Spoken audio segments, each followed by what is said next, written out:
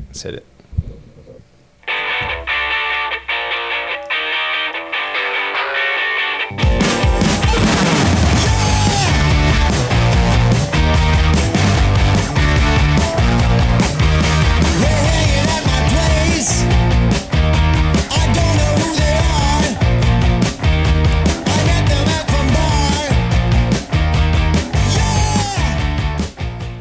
Right, welcome back, guys. Another episode of 10 Plus 1. I'm Corey Blanc. And I'm Christopher Knox. Who do we got today? Well, today we have... I'm Christopher Anderson. Christopher Anderson. CNC. Yeah. CNC. CNC Music Factory up in here. What episode is this? I don't even know. This 21, is number 11. Number 11? Yeah. Nice. Yeah, All right. 11. Broke our 10 barrier. Mr. Walker was number 10. Yeah, that's right. Yeah, it's been a minute since we've been in here, and we're having a bunch of that smoke issue today, so I'm feeling a little... I got my sexy voice on, and... Not our smoke. Not our smoke, no. But, It's that Canuck chronic. yeah. No. Yeah. Blame Canada, man. They were right all along, Trey and Matt. They were right all along.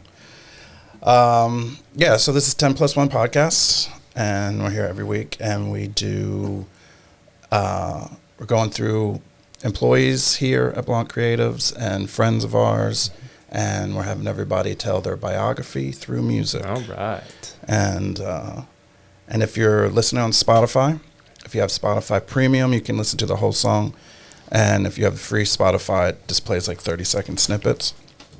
And if you're on YouTube, we can't play the music, but all the links will be in the description. Description below. All the songs that we're discussing to you today. Like, follow, subscribe. Yeah. All those goodies. Yeah. You need to Smash the start- buttons. Spread it and around to your as I say- friends. Give us some feedback. Yeah, and leave a comment too. There Yeah. haven't been a lot of comments, but let us know what we're goofing on, Yeah. what we're rad about. Just say yay or nay. Yeah. Something simple. Yeah. Give us some pointers. Yeah. And if you have any like stories of your own about any of the songs we're discussing, I'd love to hear it. I'd love to see it. And Yeah, and I involved started that way. asking too, just like, what's your 10 plus 1? Yeah. You know, like as Yeah. far as the listeners. Yeah, I'd love to hear it, something like that. All right, Chris. So what you work here at Blanc? You're pan production. I'm in with me, bands. and you've been here a while now, Almost a year. almost a year, and you live in Waynesboro. How long have you lived out here? Oh gosh, this will be my 7th year. 7th year. Yeah, Okay. time flies, man. The whole situation with being locked down for just kind of messed with my mind. Yeah, it definitely. My life changed so drastically during that. It's like it's gonna be like a 9/11 period in my But time. I of, used to like- get out a lot more here in Waynesboro, but after, during the pandemic, I just, stopped going out. And while I was not hanging out in, local places, Waynesboro changed a lot. Yeah. When I was going to Charlottesville the other day, I drove past what do they call the big metal, the big building across the way that they're renovating. What's it called? Oh, the steel, Glass building or something? Or I don't know. the metalworker place. The The Virginia Metal Crafters. Yeah. Yeah. I mean, that looks like, I think yeah. they're going to be doing some sort of food hall. yeah. They've got a just Virginia Crush, which is a wine company. I think they're helping startup winemakers. So it's kind of like they're just doing at least that's what I gather. Yeah. Kind of helping startups get going. And then they've got the Hap Coffee Roasters Nice. is going in there. So we have a roaster Yeah. place. They I heard just there was like opened an that- Italian restaurant or something going Patina, on. I believe it's called. Okay. I think it just opened this past weekend. Oh, yeah? Yeah, the menu looks good. Okay. Yeah, I'm interested in checking it out. Yeah, Waynesboro's it's coming, man. And the second I moved here 2 years ago, I was like, it's got all the makings of being a rad town if they don't goof it. no seeing And, seeing more hipsters, Yeah. coming to town. Yesterday, I was here and I had to go to Lowe's and I stopped back by here. I don't know, it was probably 6:30-ish or so. But the jamming on the Greenway Yeah. It was slammed. Yeah. Like that whole parking lot was full of cars. Nice. Yeah. Yeah. Yeah, So it's it was a been good cool. turnout. I've still not checked those out. Yeah, they're fun, man, and there's stuff all the time. They're just not very good I at mean, promoting there stuff. didn't used to be as well. Yeah, I'm saying. yeah, It's like, listen. whoa. Yeah, because even when, like I said, I moved here the fall of 2020, and it was still COVID, but and I didn't really go out. I just stayed in the house for a couple months. But yeah, I've been noticing, more and more stuff, and they're just not good at promoting it. Like I often hear about it, like the day I of always or the hear day after. after. And I don't know how they can fix that, but anyway, not my problem. All right, Christopher, what's the first song you remember hearing as a kid? The one on the list is not the one, but I want to just preface everything. My family we were a Pan American Airlines family. Did your folks work for them? My grandfather was one of the first captains Oh, nice. in the 30s. So was he a pilot in the war? Yes, he actually flew for Pan American too. He used to fly stuff from South America over to North Africa. Okay. And apparently, before Italy got in the war, they would fly Italians, and they were buddies. They had a base in Brazil somewhere. And then as soon as Mussolini decided, we're in the war, they started sabotaging the planes. Yeah. I mean, there's a great old story my grandfather tells that, or told. He's long gone, but he took off one time, and one of his Italian buddies had taken all the bolts out of the wheels. So It's just rude. They fell off after he took off. Yeah. And it was a interesting landing apparently. Yeah, it's just rude. Yeah, so, but yeah, so I remember we used to go to, we had a place in Barbados, and I was a little sun rat, white hair, brown skin, in the wintertime, because we go every December. And I always remembered the song, The Lion Sleeps Tonight, or Weemowe. That would waft over the sand or whatever.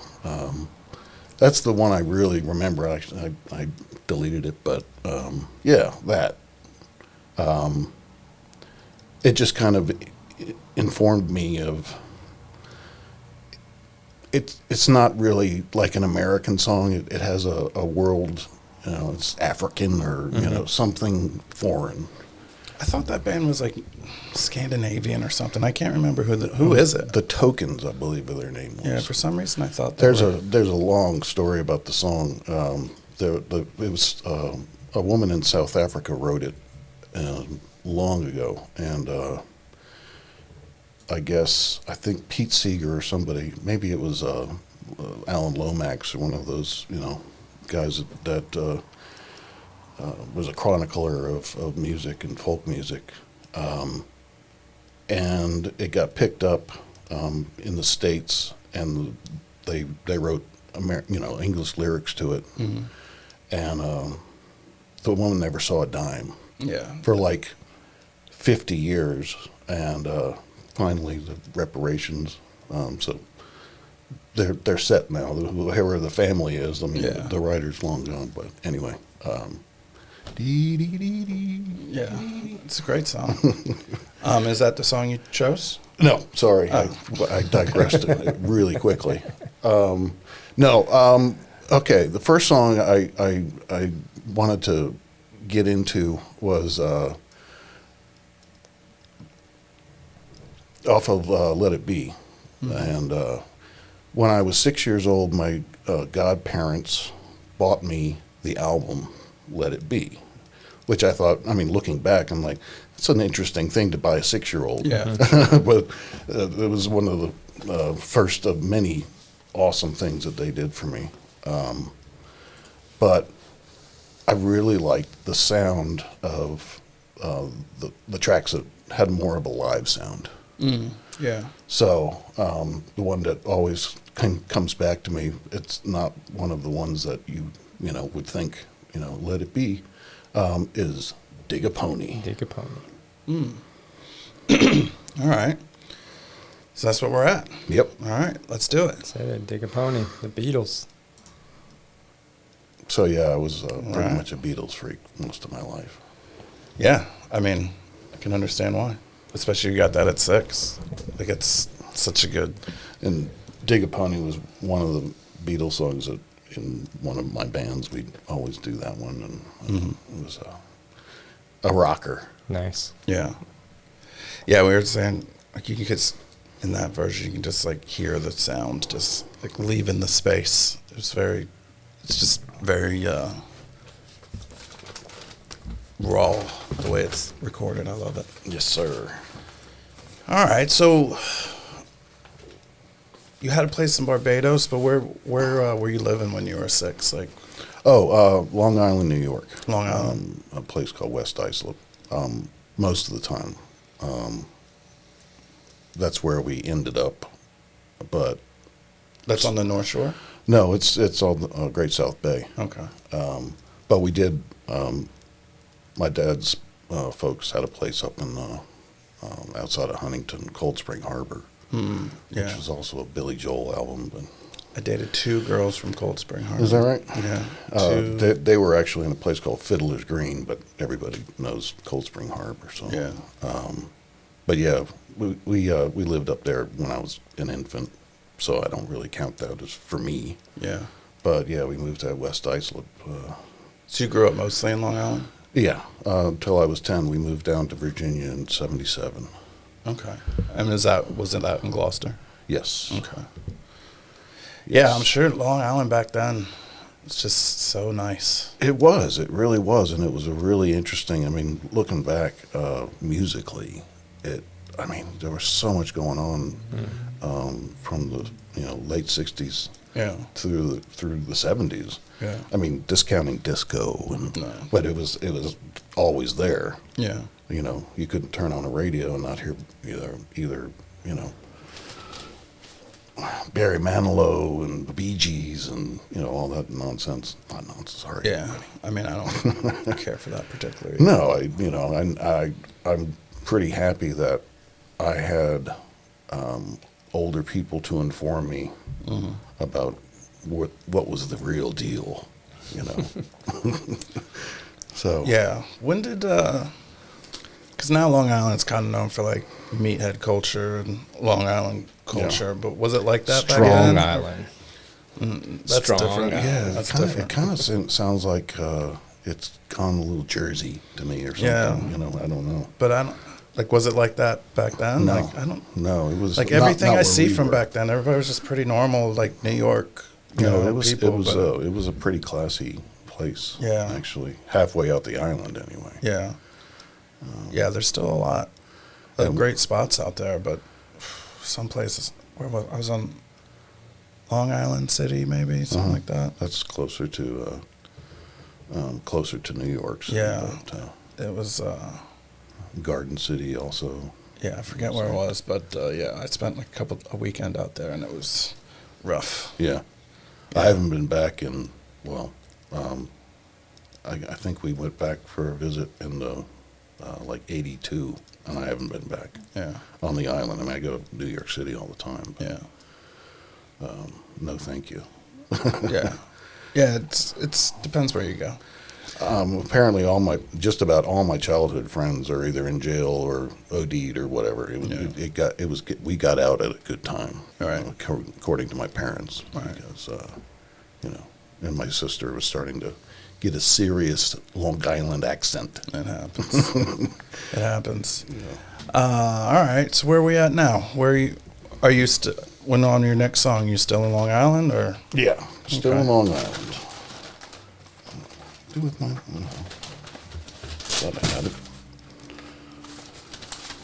Give me a hand. Ricky, don't lose the number. Oh yeah. Yeah. Okay, this is definitely Long Island. I remember this song, not my favorite Steely Dan song, but I was in a bit of a bind.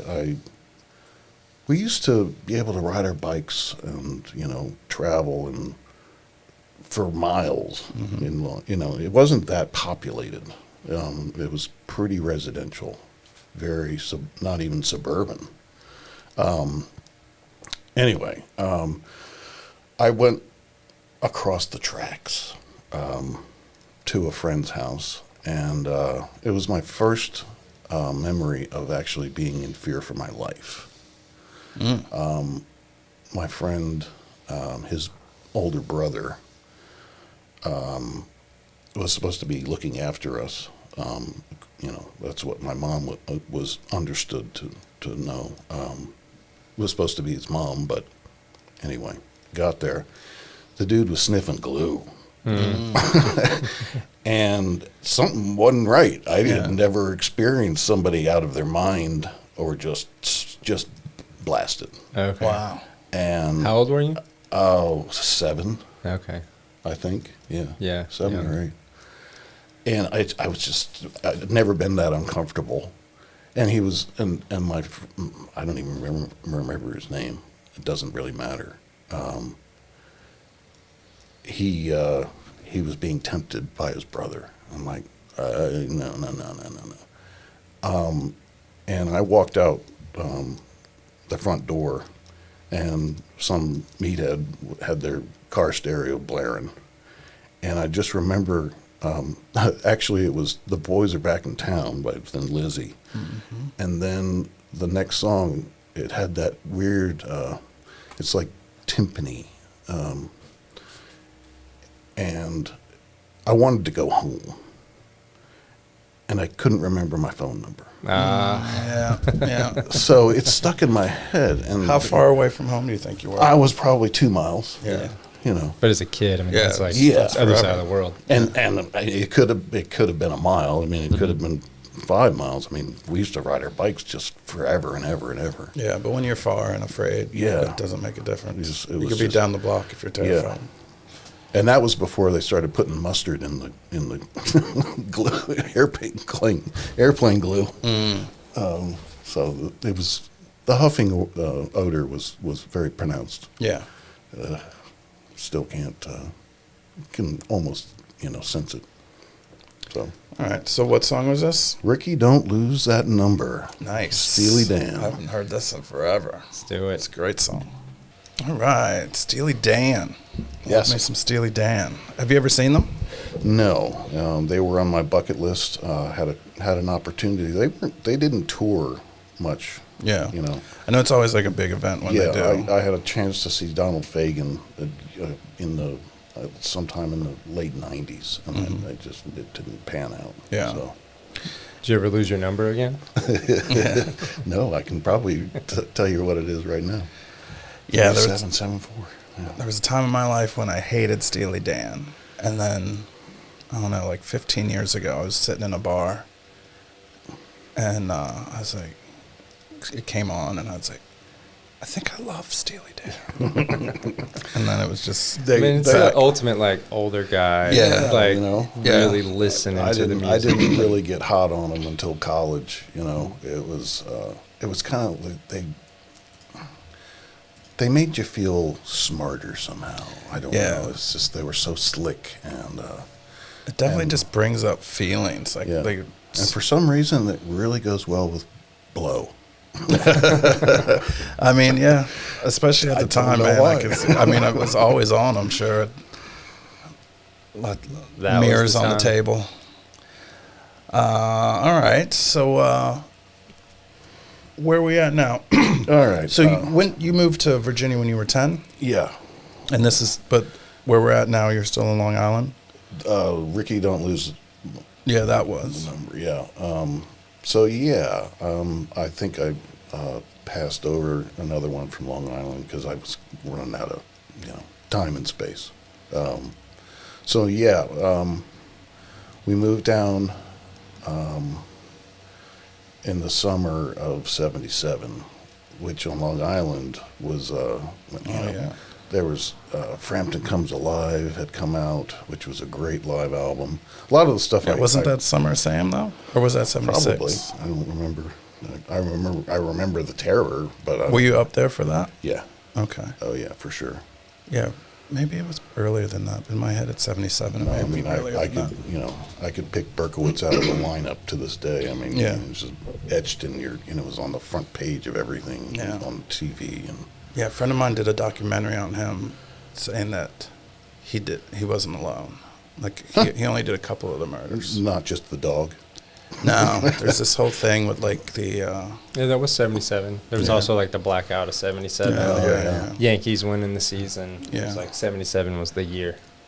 yeah. In '76, I think, where the oil embargo, the lines for gas Oh, the were gas, just yeah. miles long. Yeah, Carter was president, right? Yeah, in '76. Yeah. What made y'all leave Long Island and move to Gloucester? Yeah, we're a very outdoorsy family. I mean, we traveled just all the time. I mean, that's one of the benefits of being an airline brat. Fly for free. Mm-hmm. But Long Island was starting to get pretty sketchy. Yeah. I mean, New York in general. I at mean, that time my was rough. dad is a very outdoorsy person.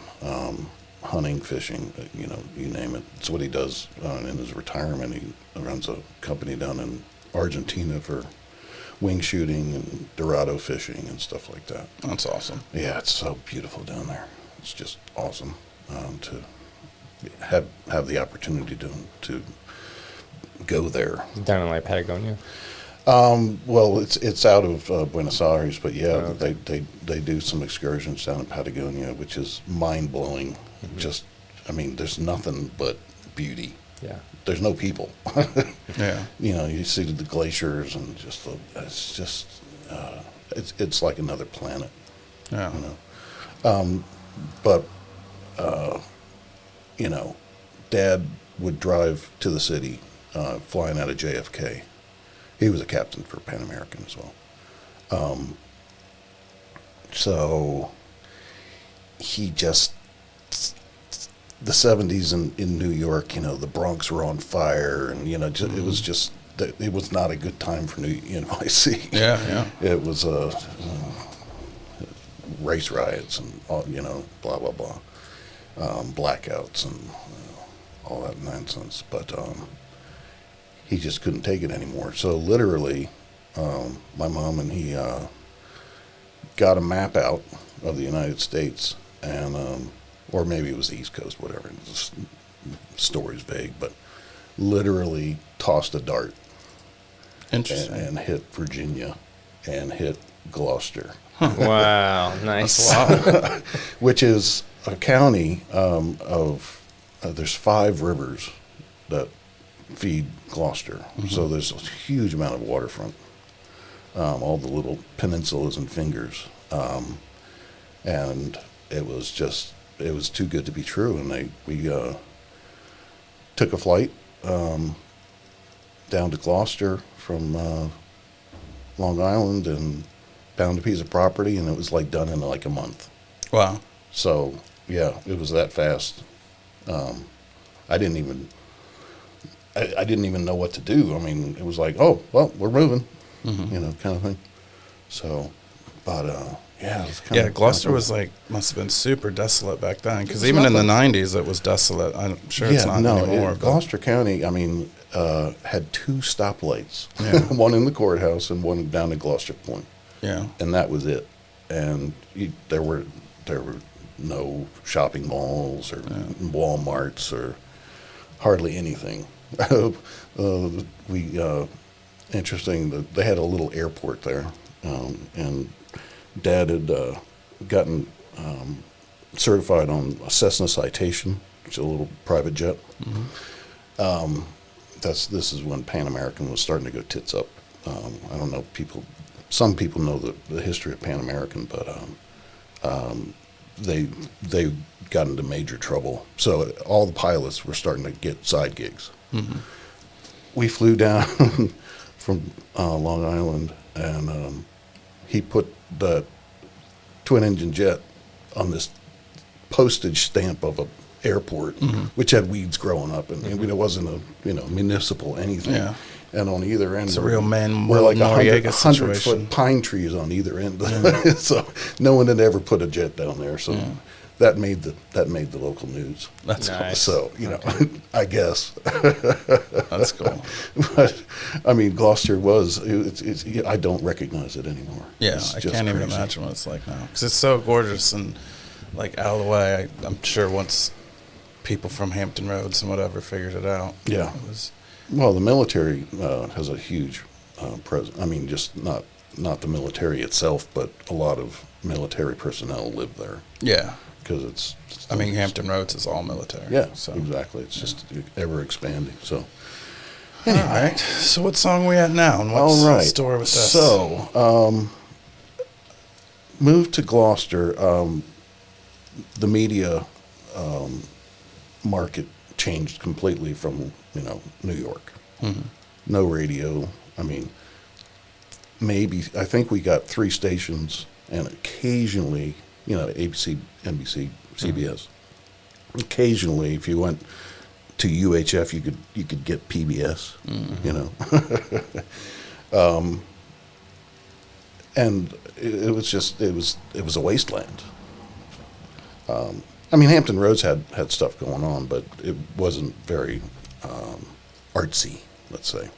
Yeah. So, started collecting records, It's like, Where would you get records out in Gloucester? there was a really decent little shop right outside the courthouse. Old, hippie, very informed, and I don't know. I started getting into it. My mom was all about it. She had we used to go to record stores together, which was really cool. So I'd suggest something I'd heard about, and she was like, "Oh, well, I heard this when I was in college," which was in the early '60s, late '50s. She was a Georgia Bulldog, by the way. Okay. I didn't know if she, but then she went back to school for her master's, and when we were on Long Island, so she was getting some of that campus music, not the Beach Boys or the early Beatles and that kind of bubblegum stuff, and she got it. She discovered Bob Dylan, and I'm like, yeah, okay, I can get behind this, Right. because I hadn't heard anything. It's not that the music was terrific, although I think so now. But back then, I was like, man, what a voice! But I loved his words. Yeah. I mean, I don't know who before him was really saying anything. That's right. I mean, he was a vanguard. Yeah. So what song is this? Let's see. So I had a friend, Chris Brown. His dad was a audiophile, had an incredible record collection, and a really super hi-fi. It was the first time I'd seen a Macintosh amplifier and fancy speakers and stuff like that. So I started getting into that kind of stuff. But we were playing in the yard one day, and he was like, he wanted us to hear the new album that he had just got home, and it was Dire Straits, The Sultans of Swing. Oh, nice. Yeah. And I think I mistook the live one but it doesn't matter. It's still a great song. I mean, Yeah, this is one of my. Mark Knopfler is, I don't know, people don't talk about him as one of the Mark great Knopfler's guitarists. amazing. I He's love just one Dire of the- Straits and Mark Knopfler's like solo stuff too. Yeah. I did get an opportunity to see Mark Knopfler. I never got to see Dire Straits, but I saw Mark Knopfler 2006, I think, at Norfolk Scope. Nice. Great show. I put the album up right there. Yeah, I saw it. I was like, man, Oh, yeah. Did he read my? Yeah, I read through it. So I put a couple of like. Oh, okay. That makes sense. Oh, We were talking about that. I thought it was just serendipity. Yeah, like because I had a Dire Straits song too, I think, but we were talking about it. Did you put Brothers Arms? I forget which one you had. I don't remember now, but yeah, I remember saying like, just nobody talks about it, Right. Yeah, Like and everybody forgets. They didn't really get, big until like Money for Nothing and that's where I heard them. MTV and Yeah. that kind of nonsense. But the first album they put out was Yeah, fantastic. so I had Second this and third. record too after I Yeah. heard like the Money for Nothing stuff. All right, so what song did you say it is? Is it Sultans of Swing? Sultans of Swing. Sultans of Oh Swing. yeah, so good. Let's do it. Right, Sultans of Swing. Yes, sir. It doesn't get much better than that I'll tell song, you what. man. It really doesn't. It was always kind of in the early days, it's like people didn't know him, so it was like, yeah, well, I'm cooler than you. Yeah, yeah. Check this I can out. see that. Yeah, I was saying. So yeah, we're in Virginia now. I had not gone to a big arena yet. I had been to Madison Square Garden for shows, but not music shows. I saw the Globetrotters and shit like that when I was a kid. I'll get back to Madison Square Garden in a minute, but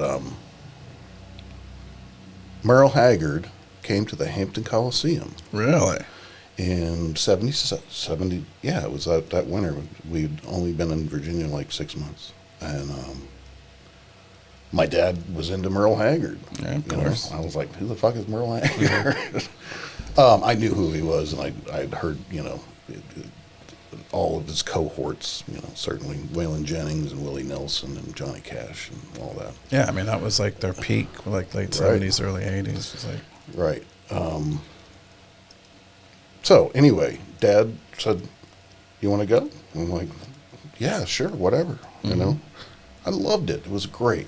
And I'm kind of transposing here, as much as I love Merle Haggard, but I love the Grateful Dead more. okay. So Grateful Dead played a couple of different Merle Haggard songs and other countries, luminaries. But this one always stuck out to me. I just think it's a great song, and it's "Mama Tried," It's the Merle Haggard version?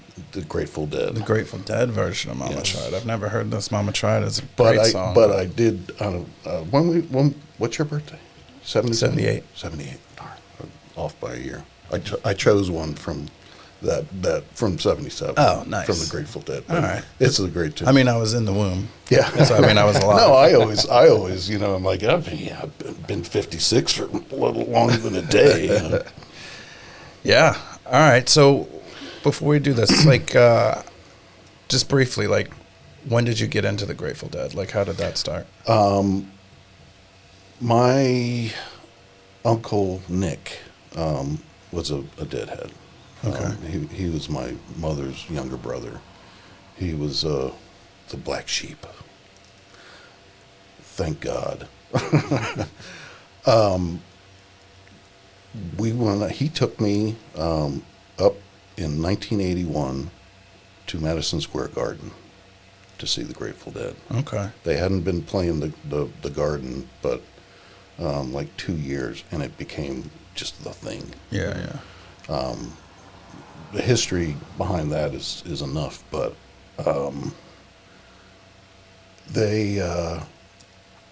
my first show, I was expecting a rock show, You couldn't mess with I wasn't that familiar with their music. Yeah. They sound like a You rock and roll. they, or they like a sound early like metal acid band. rock, Yeah. and I it's- think I thought that too, like Yeah. the skull logos. Yeah, that people no, had. my dad brought me some bootleg tapes. He'd bring me tapes all the time. He didn't know the bands, but this one had like Skull and Dancing skeletons and all of that. Yeah. all the stuff. And he was like, maybe my son will like this. So that was one. But I had known Casey Jones and a couple of trucking and stuff like that because it was on the radio in New York, and the Grateful Dead would occasionally do acoustic sets, famously, and that's what they Was this at the Madison Square Garden show? at the Madison Square Garden show. All right, cool. So, All right. but Yeah, I just wanted to hear. this is a Mama Tried is an electric number, but I wanted to work in Merle Haggard because Yeah. No, that's perfect. So here we go. All right, Mama Tried by the Grateful Dead. Let's hear this version. All right. Grateful Dead. Yes, sir. Good stuff. Yeah, I've never heard that version. Yeah, the Merle version is one of my favorites, one of my jams. Yeah. And Merle really, informed me about the rest of that, the kind of the outlaw country. Yeah.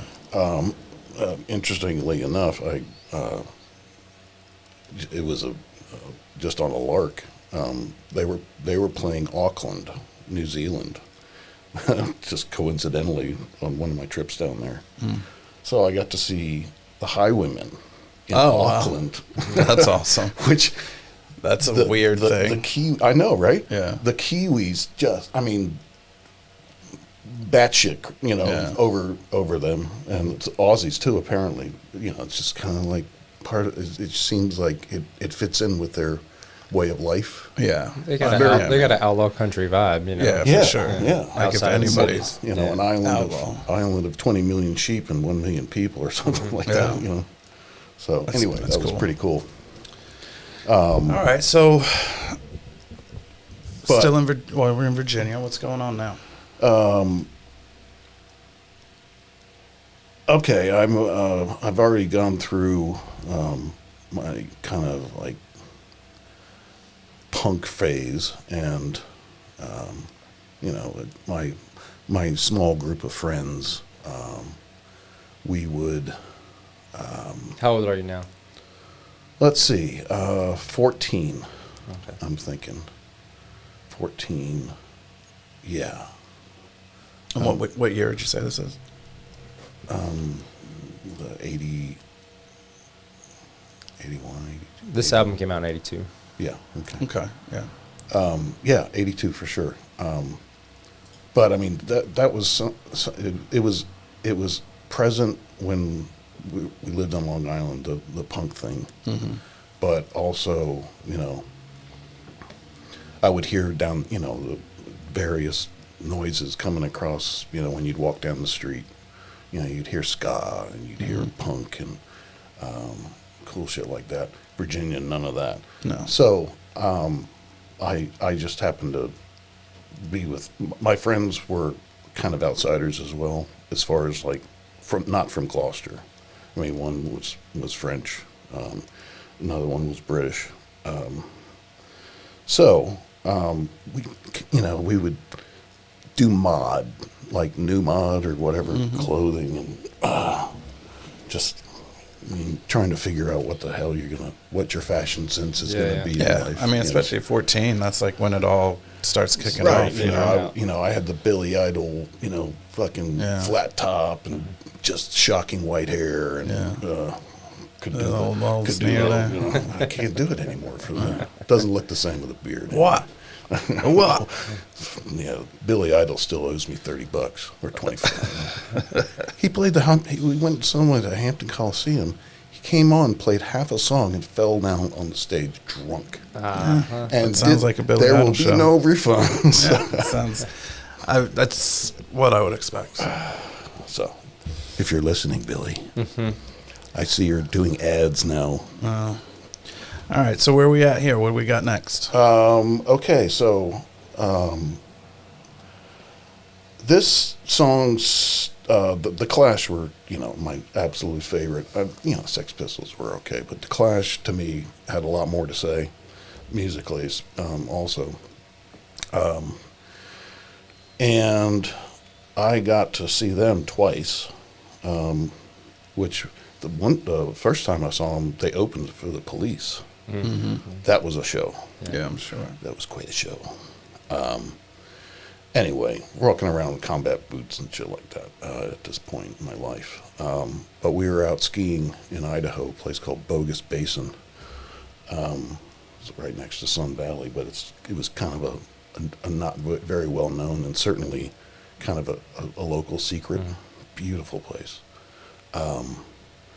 So anyway, second day I was there, I had a Walkman, one of the first, anyway. They hadn't put up markers yet. There had been a huge, like 3 feet of powder. So anyway, I'm skiing with a Walkman, by the way, was a game changer. Yeah, I would imagine. I mean, I had enough of I can hear everything anyway. I was skiing since I was 3 years old. I mean, grew up on Hunter Mountain. But I went out, and I had combat rock in my head. And this is wild country. This is not like, your groomed slopes and places. They didn't even have black diamonds or anything like that, although it was severe skiing. Anyhow, I got a little off into a ravine. I'm having the time of my life, just flowing. Powder is an amazing thing if you ever get to do it. But I started getting a little bit into the trees, and suddenly I'm really getting into this ravine. And there's nobody. I mean, there was nobody else around. I was pretty much the only person skiing that particular route, and it wasn't a route. It was my fuck up. So suddenly I'm in the bottom of a ravine, up to my waist in snow, and and this was not as fluffy as the powder up top. Right. And I come to a complete stop, and I realize that there's water running down below. I'm in a creek. So I'm stuck, and I'm like, nobody knows where I am, and Straight to Hell by the Clash was playing. And my battery actually was going dead. So just at the end of the song, it's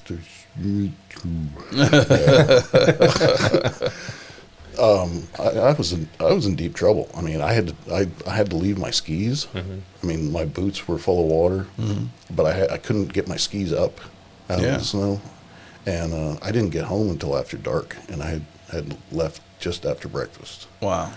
Walking in snow boots. I mean, walking in ski boots. Yep. Yeah. I mean, in wet, that kind of snow. And wet. I was scared to death. Yeah. Yeah, that's a great song for that. All right, so let's stuck with me. Straight to Hell by the Clash. Let's do it. All right, Clash. Yes. Yeah, that's a great song. That's like I was very privileged to get to see the band. Yeah. That's one of my makeout songs. Right. It's got a good vibe. Right. Dark room. I mean, I liked all their albums. Combat Rock was, it was current when I was that age. Yeah, because that was their last record, right? Pretty much. Yeah. That worth noting. There was one other that was horrible. It was released after they had broken up.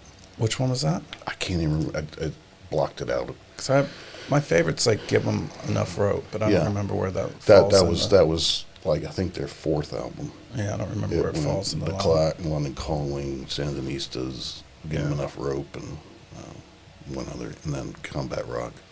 Just politically, musically, they informed my life. Yeah, definitely. And I was often going over to Britain at the time, and kind of got to see the social context. Yeah. Cut the Crap was the last Right. one. Oh, yeah. 85. Yeah, that's probably B-sides and stuff, something like that. It just wasn't. Yeah, I don't remember. Not memorable. All right, so where are we at now? Okay. After you survived your right, made it out of the wilderness. So you did survive. Yes, I'm here. Okay. I think So make sure. I don't know. could be AI. Right. All right. I went to Gloucester High School, and it might seem like a podunk town, but their theater, the house, the auditorium, is a marvel. It was designed by an audio engineer, and it's considered still one of the best rooms from Atlanta to New York. Really? Yeah. Gloucester For High sure. School. Gloucester High School. Interesting. Little Gloucester High School. That's cool. Which it gets even cooler because Columbia artists took it on as one of their venues. So I'm in high school. I'm a theater rat, but I also played sports and whatever. No backpedaling. I was well rounded. But tech theater was really my passion. Sound, lighting, all that stuff. I was learning it firsthand, and did a lot of plays too. But oh well, where was I?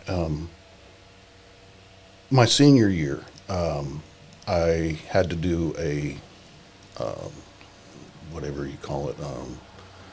My senior project in theater was to light design and sound design something for the stage. So I had recently discovered an old band from the 70s called Aphrodite's Child, which was headed up by a guy named Vangelis, who became well known after, I guess, Chariots of Fire or something. He did the soundtrack for that movie. I don't know. Okay. That's, I know that movie. it's an oldie, not that old, but bunch of pale Brits running on sand. Right. They were a Around, Greek band. Yeah, Vangelis, very, very Greek name. Anyway, Aphrodite's Child, they did an album called 666, and it's about the apocalypse of John.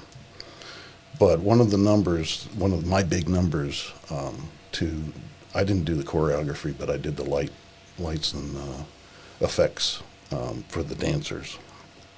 And the particular song that always got everybody kind of grooved up was called The Four Horsemen. And it's kind of a unique song.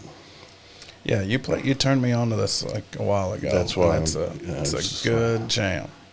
It's got a lot of things going on. Yeah. It's unique. I don't know any other song like it. So. Never heard of them. Never heard it. So Yeah, it's a good one. You guys are in for a treat for this one. It's interesting. ready to hit it? Yeah, let's do it. Four Horsemen. Yeah. So what do you think of that one? Yeah, that one's a jammer, man. That one's a... It's just so freaking like acid 70s. Yeah, it Yeah, requires... to be in that. Where's the lava lamp? Yeah. It has that Crimson and Clover kind of vibe to it. Yeah. For me, it just like that. Yeah. Yeah, I just see like people in the process church, you know. Right, that's Just- what was going on yeah, the stage and, like, too. just It was doing like the whole... up and down and Yeah, it requires something that grew out of the ground right. and Yeah. loud and just... Yeah, it's awesome. So the theater program was fantastic. Got to do a lot of different things. But after I graduated, I came back and became the master electrician of the theater for Columbia artists. So I got to light some really cool fucking jazz people. Yeah, Okay. that's cool. Dizzy Gillespie, Nice. Wow. Sarah Vaughan, Wow. the Canadian brass, but who knows? Maynard Ferguson. I'm digging kind of deep. I don't know Maynard Ferguson. He used to be Doc. What's his name? Doc. Johnny Carson. Yeah, that just flew out of my head too. Anyway, he was the original trumpet. He was the original band leader for Johnny Carson when Doc. Doc Watson? No, I wish. It's It's right on the tip of my tongue. it'll come to me when it's not necessary. Anyway, so that was a really cool gig to have. That's awesome. You know, I wasn't even 18 yet. Yeah, that's awesome. So, so I got my chops doing lights and sound, and I went and got my union card for ATSCI, and you know, started working load-ins at Hampton Coliseum, and I got a gig at a place called the Boathouse. Oh yeah, I've been to many shows. At the Yeah, Boathouse. I don't. Is it still? I don't know. I have no idea if it's still there. I mean, it was when I left. It was pretty much falling apart when I was there. I'm sure when they I left, renovated yeah, it. like the whole floor would shake. Oh, and yeah. it was super sketchy. But yeah, I've been there many shows. So anyway, I think am I watching Detective? Oh, okay, getting ahead of myself. All right. Well, the next song was just part of my college intro. Elvis Costello was the man to me for a long time. He just he was really cool. I thought he was the king. Yeah, maybe not, but he didn't have the stigma that Presley did. Totally different aspects. But I I was in England, went to there's a it's called Glastonbury Festival or Glasgow, and saw Elvis Costello live, and that's why it's on the list. All right. It's all about live music. Yeah. And Glasgow is a fucking muddy mess every year. Yeah. Everybody's running around dancing in wellies, you know. Yeah, yeah. And nobody's clean. Yeah. It's a hoot. It's a lot of fun. All right, So- let's do it. You said it's Watching the Detectives? Watching the Detectives. All right, it's a good tune. Let's do it. All right. Elvis Costello. Great song. Yeah, That's man. one of my, like I was saying, I'm not a huge Elvis Costello fan, but that's one of the ones that I absolutely love. I don't know why I don't like him. Did you say something about his face? Yeah, it's face. I don't know. I hate his don't like face. it. Don't like his face? Gets on my nerves. He's coming after you, Mr. Costello, Mr. I Knox. think I could take him. I know I could take that guy. Anyway, this is twice. 2 podcasts in a row. I'm starting beefs. Starting beefs. Oh my goodness. All right. Where are we at next? What's going on here? I did want to ask you something, actually. And it's back, but moving from Long Island to Gloucester in like elementary school, like how that's a huge jump of like, especially with super country, like how did the kids treat you in Gloucester? Wow, I'm glad you asked. It was 5th grade. Yeah, that's when we got tough. there. That's a tough time to move. And they did not get my records from New York. yeah. So I was put in, like, with the, not special, I don't want to. They just didn't know where to put you. Yeah, but I mean, once they got my records, they Yeah. rectified it. But I was in advanced classes or whatever that was in middle school. Mm-hmm. But initially, I mean, I'm in 5th grade and I'm reading aloud, and the teacher's going, "You can read?" kind of thing. Yeah. And the kids were looking at me like, "You can read?" Yeah, the education system, the kids were, okay. Boy, what a weird time. I mean, I'd get on the school bus and go right to the back and sit and sing with the black girls because it was just so much fun. And eventually I'd get off the bus and, get called names for doing that. Yeah. Yeah. Yeah. Bullshit like that. I was unfazed, Yeah. but those are the people that I stayed away from eventually later in school because they were douchey. Yeah. And Yeah. they weren't nice. All the girls were cool. Yeah.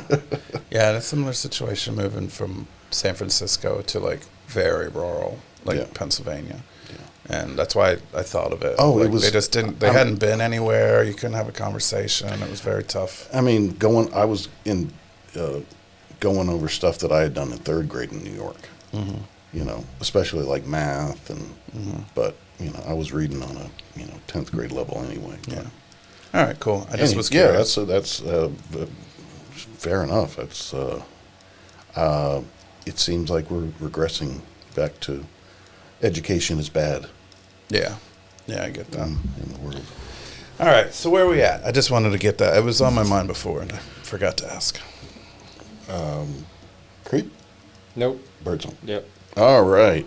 Okay, so I've held off mostly. The Grateful Dead really became a thing. When I turned 16, I had just finished a project I was working on for 2 years, which was a 1968 Cadillac DeVille convertible. And it had been sitting in the woods forever. It only had 18,000 miles on it. So it was a special car. And it was, back then Cadillac would take orders. So it had everything. It was loaded. Rosewood interior, quadraphonic sound, automatic this and that, and it was but it was a piece of shit, coming out of the woods. I mean, the branches had fallen through the roof, and squirrels had been living in it. Like, where was this? This was my next door neighbor. I cut her grass. Okay. And she's just one. It was her car. It was It her had just husband, been her her husband, husband's car. deceased husband, who was a doctor, but true country doctor. But Yeah. they were very, very well to do. That makes sense. I just didn't understand why that car would be in the woods. So yeah, exactly. It was. And they're like road yachts. My stepdad used to have a detail company, and one of the guys he detailed had one of those. And I drove it a couple of times, picking it up and taking it back. And you're just like, the boat. It's a boat. Yeah, like wild. and that's the early power steering too. Yeah. So it's just like, you kind of got that yeah. weird flow. It's just like it's another level. Like of you got to driving turn a right car. to turn left. Yeah, it's just It did teach me to always wear my seatbelt, because it was a leather bench seat. bench seats. And if you yeah. went left, your ass was sliding over. That was always. I mean, it's just like. And now I'm glad, because seatbelts have saved my life like 6 times at least. Yeah. They tend to do that. But anyway, okay. My neighbor said, "Hey, if you want that car, you can have it if you drag it out of here." And I'm like, I don't want that piece of crap in my head. And my dad had just come over to pick me up. And he heard it. And I said, I don't. And he literally kicked me in the ass. We'll take it. He said, "Yes, you do." Yeah. I'm like, Dad. That's a Cadillac, man. Well, I didn't know. I mean, I'm Yeah, it was 14 just like years a- old. I'm yeah. like, It's just a clunker in the just back. starting to get into girls and shit. And I'm like, but once I started putting some sweat into it, it started to really become a thing. What color was it? Midnight gray is what the paint job was, which had to be five coats of lacquer, hand rubbed lacquer. Yeah. Man. That's What about the interior? black leather. Black leather. Yeah, and it had been moldy, and it was quite a project. Push button radio stations. Are they push button radio stations? Yeah, Okay. yeah. That was one of the first things to go, actually. Okay. But it used to have a quadraphonic stereo. They had never done that before. Yeah. This was 68, and it was just. I mean, that not never done. really took off. How many No, years no. was that? Like, No. a couple of years they tried it, but Yeah. God, yeah, no. The audiophiles I knew, they were just, no, this is never going to work. They never got the recording format right. Anyway, put a bitchin' car stereo in it, and when it was road ready and I turned 16, that was my. That was your first car? I would call it my first car. I mean, it's Okay. not the first thing I drove. Yeah, but like your this Yeah, was it your was, car. it was my car. Gotcha. That's I mean, a serious it was first all my car. Yeah. And How long until you totaled it? I got T-boned in Richmond in 1988. I love that you were like, how long till you totaled it? Cause it's You totaled definitely- your first car. Yeah. Everyone totals their first car. Actually, I had wrecked it before that, and I got bit by a lion. I was in Newport News, and it had been raining. There's you know where the Mariners Museum is? Mm-hmm. Anyway, there's a bridge there. On either side, there are these lions sitting on marble pedestals. Mm-hmm. They had just paved the road. It was blacker than night. Yeah. And my buddies, it had been raining for a couple of days, and my buddies and I were just like, God, put the top down. And, you know, it had dried up. The stars were out. I had driven the road a bunch of times, I mean, forever. And somehow that corner just, I did what you did. I just went straight. Yeah. And the corner of the pedestal just exactly right on the front emblem. Yeah. Done. Yeah, but I got it fixed. Didn't hurt the engine, which was a badass engine. 472 bored out I to was going to say, those are big blocks. That's the best engine I think ever out of Detroit. 472 bored out? Yeah, to a 503. Okay. Wow, that's serious. Yeah, it dynoed at 575. At the 500. wheels? Or Yeah. the engine? Yeah. Wow. That's a lot. I mean, for a car that big. No, you need but I mean, but it it's was like- a heavy ass car, and it actually weighed more than the hardtop because they had to put like support I-beams. Okay. So it wouldn't sag. Yeah, it wow. was Makes sense. it was 19 and a half feet. Yeah. Good Lord. Yeah. Yeah, that's a boat. That's literally. It's a boat. yeah. That's Yeah. a Imagine- 20-foot boat is a big boat. Yeah. Okay. awesome. So, All right. Let's see. Hold on one second. Train Train break. brake. train. It's another short one. All right. So, what song is this that goes with your caddy? This is a Grateful Dead song, I believe. I just wanted to, give a brief history. Cadillacs do come up in literature about the Grateful Dead and some of their songs. And if you've ever read, like, On the Road or any Kerouac and stuff like that, Jack Cassidy famously drove a big-ass Cadillac. Gotcha. So they did a song called Cassidy, but this is a different song. This was a song that I heard at Madison Square Garden in 1981, and it blew my mind. I wasn't on drugs at all. My uncle was, but I was like, I mean, everybody's uncle was. I mean, there was certainly a contact high, certainly a contact high, but I just had never heard a group of people do what they do in this song. It just was sublime, and it's called Bird Song. Bird song. All right. I don't think I've heard this one either. I'll have to listen to it. Bird song, Grateful Dead. Let's do it. Got to hear the jam. All right. That was excellent. That was really excellent. That put me in some kind of way. I liked it. Yeah, it's the reason I don't, beat people over the head about the Grateful Dead is unless you actually got to see them. What? Oh, Put your mic a little closer. There you go. hear it. No point. Yeah. I mean, the album, this came off of an album that was a live recording. It's called Reckoning, Okay. or For the Faithful, depending. And like you said, you can have this in the background of a dinner party anytime. It's just, Yeah. It's really good, solid music. The acoustic stuff. Yeah, good cleaning the house, dinner party, and like But- getting into a zone, doing something. Have you ever been to the Garden? Mm-hmm. I mean, when it was rocking, Yeah. so Yeah. you know the floor Yeah. actually moves. Yeah. I've only been there for I've rocking never things. been there. It's just, I don't know. It's something really special about Madison Square Garden. Just the whole, roof, and Yeah, it's just like this like bowl of sound and like it's really not a bad seat in the house. yeah, that too. And it's just the history, like you feel it, like when you walk in. Yeah. It's just like yeah, I've been to a bunch of things. It's there. been redone, I think, 4 times. Yeah, I don't even know. Yeah, I don't even like, know. The original was built in 1880, Yeah. and it didn't have a roof on it, but it was called the Square Garden or Madison Square Garden. Anyway, There is a park called Madison Square Garden. That's It's Madison on like Square Park. That's where the MetLife building is. yeah, Right. on like 23rd, I think.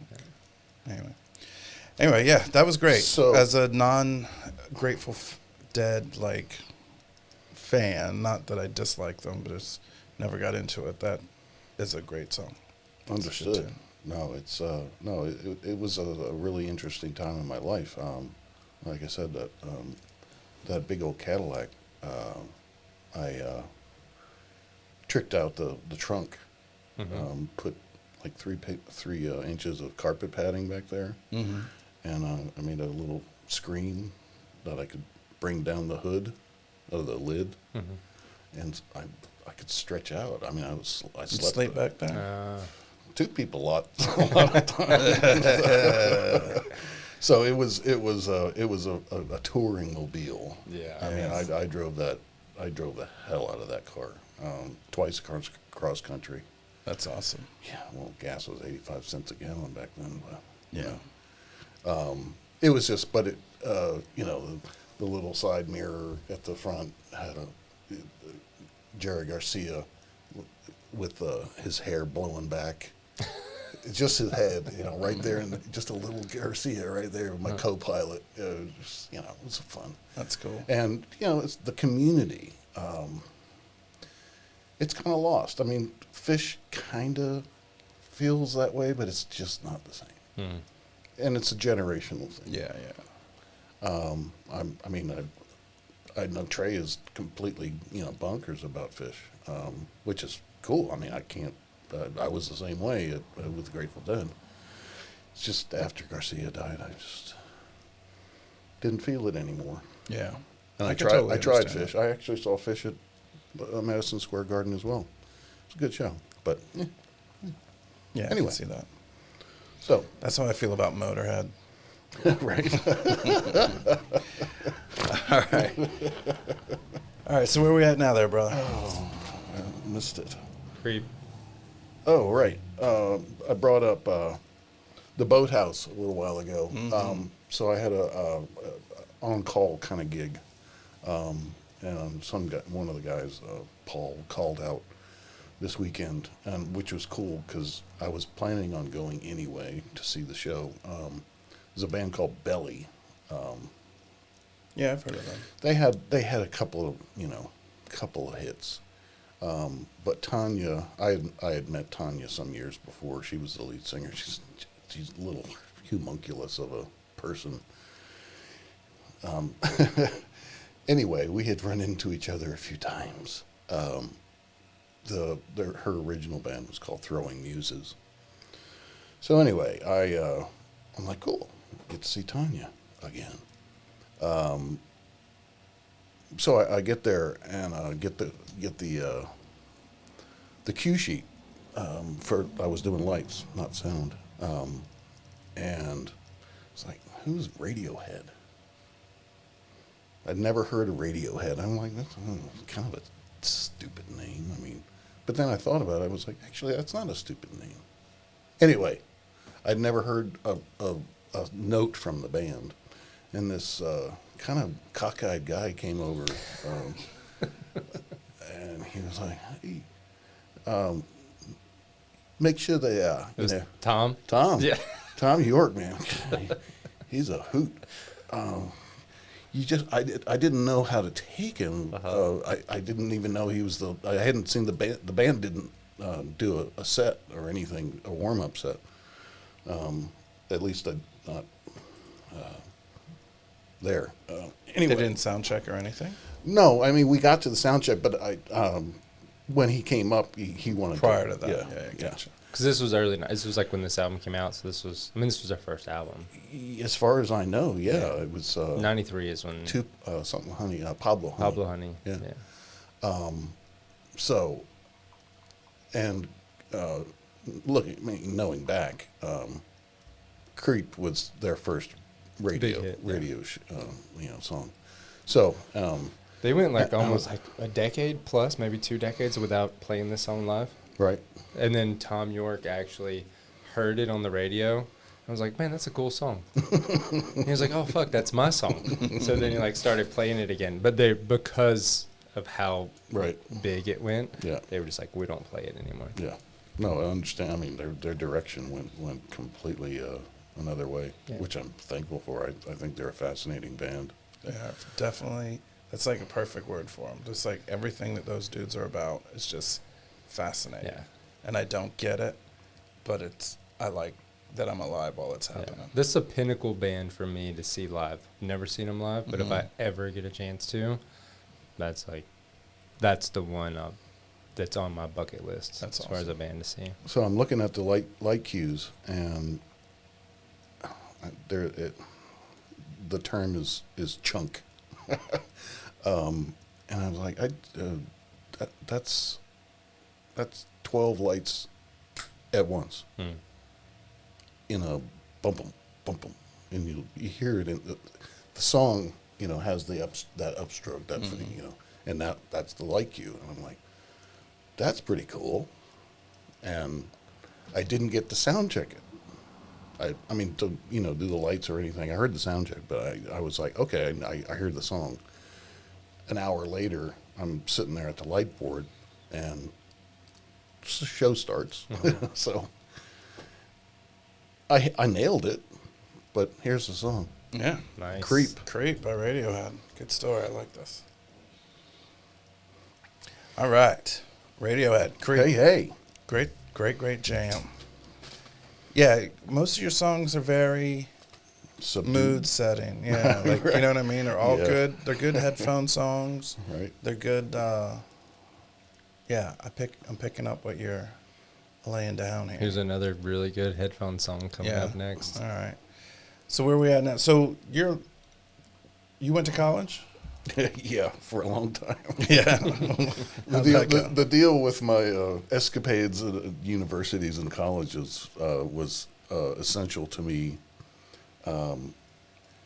to maintain. Back in the day, the airlines, Pan American at first, but my dad got sold off to United.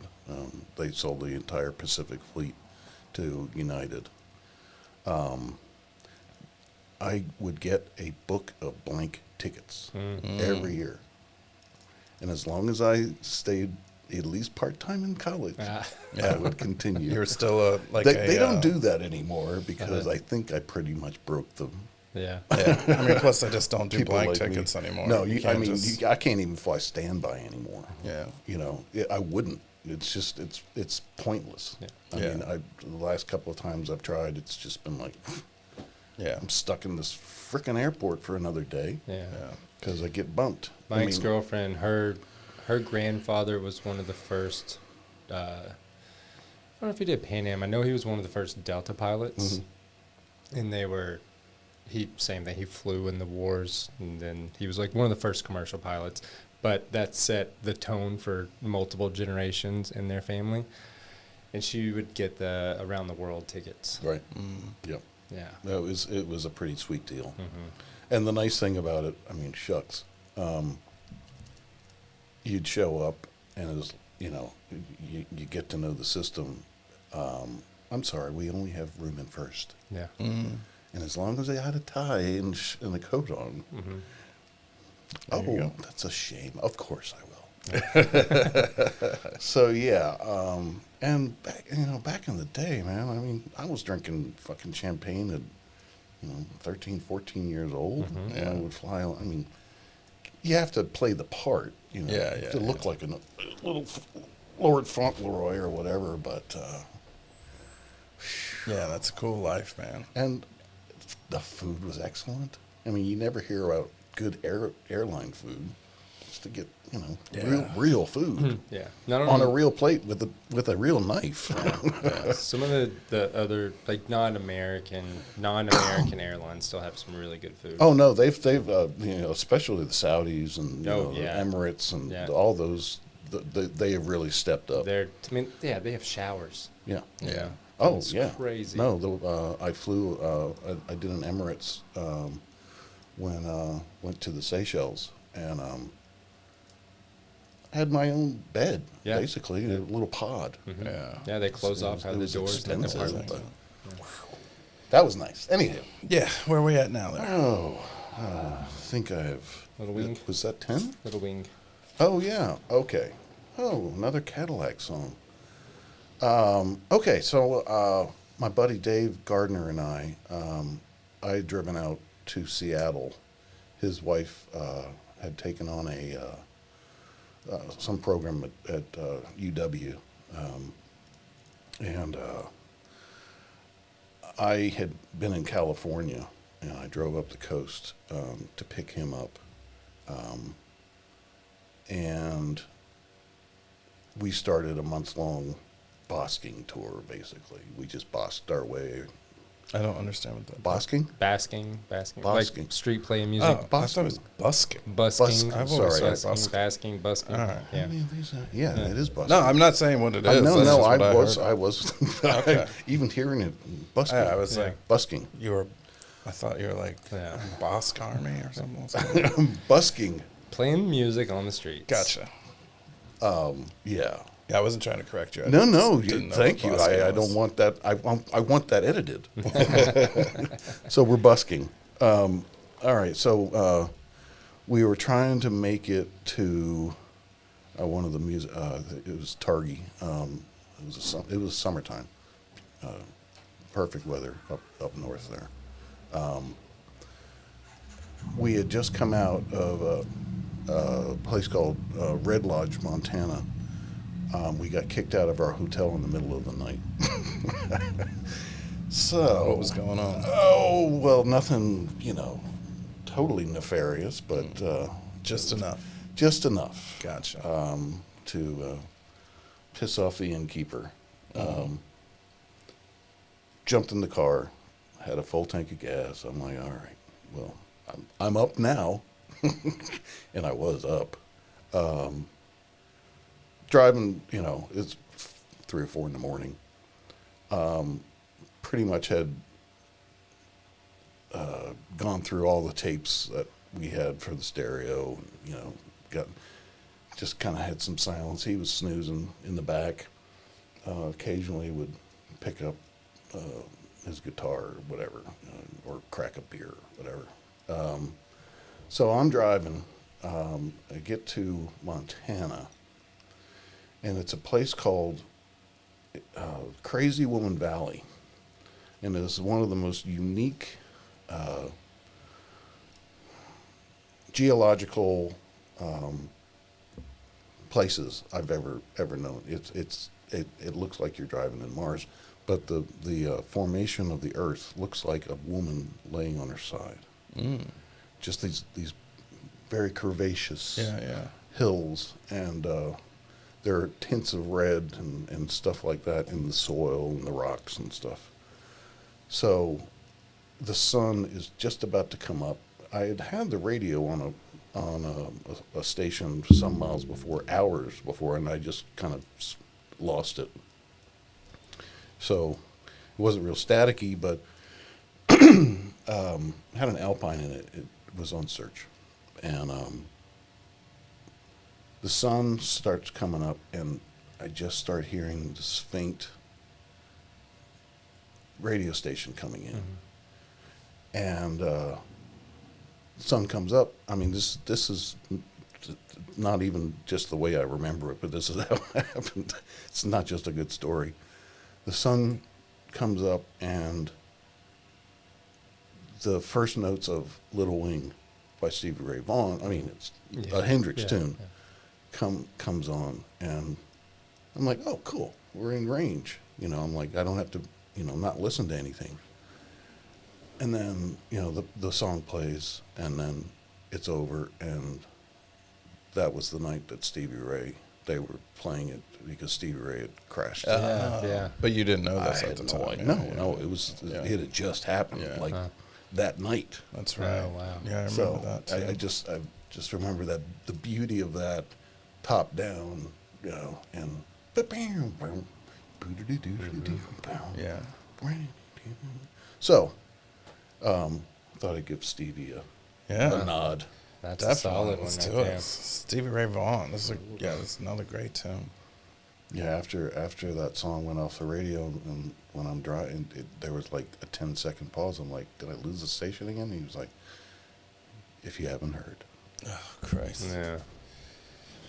All right. Stevie Ray. Little Wing. Yeah. A nice rendition as well. Yeah, that's beautiful. Yeah, we were discussing. Couldn't remember when it was when he died. I thought it was 91. You thought it was 89. I'm 1990. Yep. We split it right down the middle there. Wow. All right. On Elena's birthday. I just realized that. Elena was born in 1990. Yeah. Or at least on that day. Oh, Wow, that's interesting. Yeah. All right, so where we at now, there, brother? I think we're on +1, This right? is the plus Oh, one. that was 10. That was 10. All right. Solid 10. Yeah. Yeah, So- we'll get to the +1 in a second, but yeah, this was a good round. Yeah. Good round. I'm having fun. Yeah. All right, Scotch doesn't suck either. there you go. All right, so where are we at? So I don't want to sound old, but I Too kinda, late. Yeah. The numbers don't lie, man. I was born in the summer of love. Yeah, The math works out. yeah. That was 1967, the summer of love. Sergeant Pepper came out. Yeah, you were a boomer. Yeah. Yeah, you're like I was a cusper. No, yeah, I'm no. when's I'm Gen I'm- X stuff? I'm Because one- you're Gen X. I'm I Gen know X. that. That's why I was saying a boomer. Yeah. Like a baby of a boomer baby is what I should have said. There was some boom boom going on. Yeah. Because when does Gen X start? It was 'Cause like, I was it's like before 2 you. years in. Yeah, it was a little before you. Yeah. Anyway, continue. Sorry. Yeah, Jimi Hendrix delayed releasing Electric Ladyland that same summer because the fucking Sgt. Pepper. Anyway, there's a whole lot more going on in the music world. Gen X started in 65. 65. Yeah, it's the year my mom was born. 65. Wow. Okay. Well, son. I mean, I got young. My family's from the deep south. You We're- know, they're I all get it. young, That Yeah. still hits home a little. Yeah. Wonderful.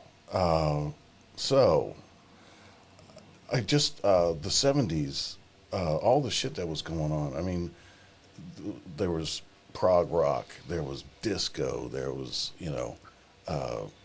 heavy metal, and then we don't have a lot of artists like singer songwriters that many anymore. Glenn Campbell, did Wichita Lineman, which I wish had kept on. That's one of the greatest songs I've ever heard, and still to this day, just I don't know if I know that song. Maybe if I heard it, I'm sure if I heard it, I'd know it. But it's got some of the greatest lyrics. It's just perfect. It's a perfect song. Yeah. It just puts you somewhere and it's short, and it's yeah, sublime. Anyway, that he's certainly not the singer songwriter that I was thinking of, but it's just music today is it's different, and I wasn't trying to say it was better in my day, because it wasn't. It was confused and it was messed up Yeah. in a lot of ways. yeah, And radio formatting and just the way the whole system worked, if you didn't get on the radio, you didn't have a chance. And then the underground started and really started to kind of bristle up, Yeah. bubble up from the depths. And we got punk rock and new wave. And yeah. I mean, almost everything happened. Even hardcore started in the 70s. You know what I Sure. mean? Like the 60s gets all the credit, but as they should, because it was like the first like counterculture that let all this other stuff. Yep. But it took a little bit for that to, and then, like 69, all that died like that day. Like 1970 was like, January 1st was like completely different world Right. musically, Right. and just so much going on. And then, we had, Zeppelin. Yeah. There's no way I was going to put the Zeppelin on here because whatever. Yeah, what's the point? Yeah. I get you. Or the Who, or so many firsts going back in my head. But one band that I always admired from the late '70s was the Talking Heads. Yeah, it's one of my Right. favorite bands. Too. They're just good, solid. Well, they're also everything's pretty solid. they just have that intellectual kind of bent that they don't talk about my dog died and country kind of shit. It's just interesting lyrics, eclectic. Yeah. And I remember getting that first Walkman that my dad brought back from Japan before anybody else had one. I was the king of school for like a year. I had to buy a splitter. Uh, Oh yeah, I forgot about that. Yeah. And a splitter in a splitter. Yeah. So we anyway, it was quite a technological feat. Marvel.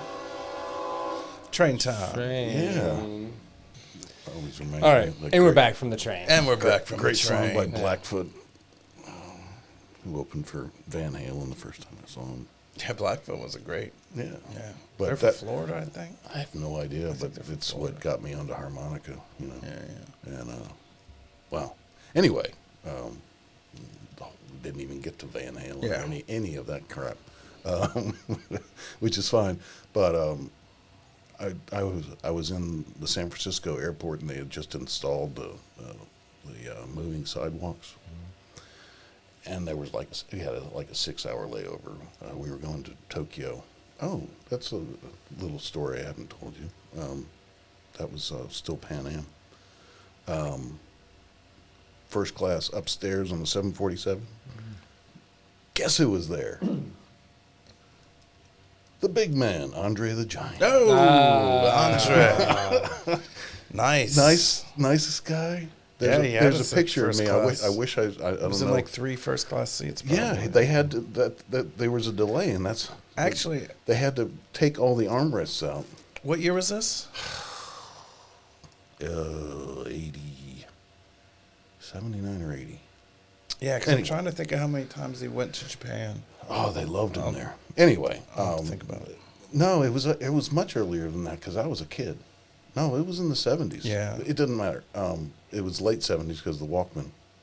Anyway, there's a picture of me with my 3 fingers in one of his rings. Oh, nice. I wish I had it. I don't know where, my mom was the curator of all that stuff, and she's passed, so a lot of things have been thrown away or gotten misplaced. The Talking Heads, Remain in Light had just come available, and I had taped it from, no, I think I'm getting my dates wrong. Anyway, I'm in the San Francisco airport. I got my Walkman. I'm listening to Remain in Light, and it's just an astounding kind of, because of the architecture and the technology around me. I'm listening to this music that just is kind of unique in its own way. But just that whole Brian Eno, snappy but trippy, kind of the fast rhythm guitar and Tina Weymouth and every the whole shebang is just I love that album. So Remain in Light came out in 1980. There we go. That was not actually the Andre the Giant story, but Okay, that was earlier. that doesn't matter. Yeah, I'm just saying. Nobody's going to fact check it. Yeah. You couldn't. No, I was a lot younger when that happened. Anyway, going to Tokyo. My parents lived there for the whole time that my dad flew in the Vietnam War for the Navy. So the Talking Heads really turned me on at that point. I, went back in the catalog and, 77 and buildings and food and blah, blah, blah. Mm-hmm. Total devotee. But the one song that I always kind of break down about is Naive Melody, or This Must Be the Place, Mm-hmm. because it, a very clear memory, driving down to Hatteras to our old place, which is no longer there due to a hurricane, but the song came on, and I rewound it like 6 times. It was just, I don't know, it's just such an amazing song, and just takes me to a happy place. And I hate not being with a woman when I hear it. Yeah. I don't know, it's just weird. I always had relationships, but it's been a dry spell. Yeah, it happens. Yep. All right, Talking Heads. Must be the place. Let's do it. Talking Heads. Yeah, man. Yeah, that's a good jam. That's actually one of my missus's favorite jams. It's a sweetheart. Yeah. It. That's a good one at like 3 a.m. in a Gets- bar, like Right. wrapping up.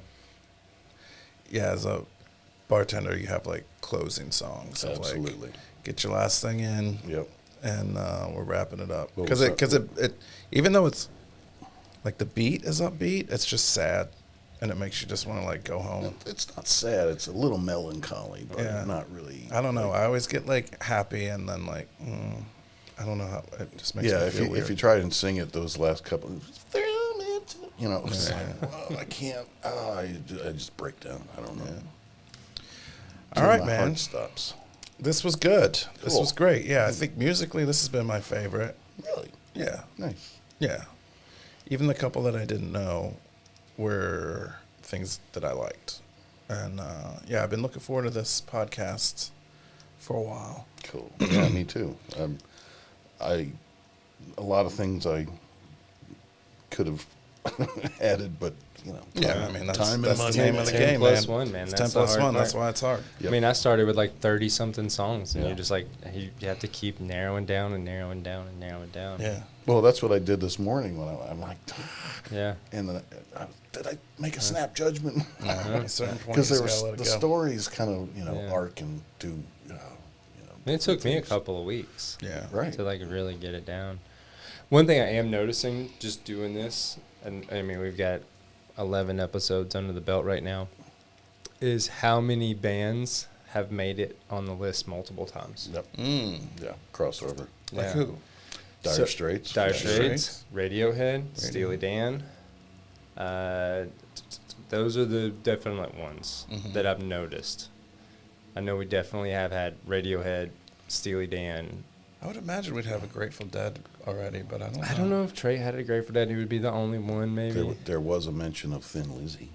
Yeah, Yeah, you yeah. mentioned Thin Lizzy. He's got Thin Lizzy. Lizzy, man. I don't. And Beatles. Yeah, Trey had the Beatles on his. So like there are some bands who are making multiple multiple appearances so far. Yeah, that makes Almost sense. hard for some of them not to. Yeah. Yeah, I mean, So that's kind of cool. But there's such an age variance Sure. across the shop Yeah. too. Yeah. It's like yeah, it's wild. All right.